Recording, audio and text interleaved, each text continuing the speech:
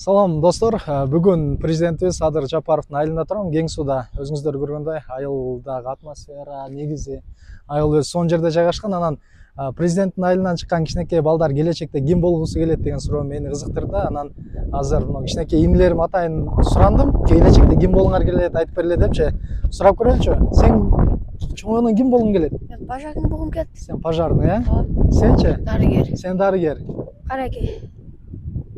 Караке. Каракей болосуң. Бирок караке болгум келет. Сен да каракей болгуң келет, э? Шар сөзүнө четтим. Канча пара жаттадың? Жарым. Машалла, машалла. Алла кабыл кылсын. Мындай классыңарда президент болом дегендер барбы же баары эле башка дарыгерди? Анткени айылыңардан президент чыккандан кийин мен президент болом дегендер барбы? Жок болсо. Андай деле жок, э? Молодец. Все, ийгилик анда, силер үчүн рахмат. Бергиле. Кандай? Сен чоңойгондо ким болгуң келет? Милиция болгум келет. Милиция болгуң келет. Сенинчи? Генерал. Генерал болгуң келет. Сенинчи? Милиция. Сен да милиция болгуң келет. Эмнеге милицияны тандадыңар? Мен генерал болгум келет. Азыр мына бир нече кичинекей балдар сурадык. Арасында президент болгон жок экен. Кыздардан сурап көрөлү, балким булардын арасынан талкуулап. Кыздар кандайсыңар, жакшыбы? Жакшы. Сен чоңойгондо ким болгуң келет? Стюардесса.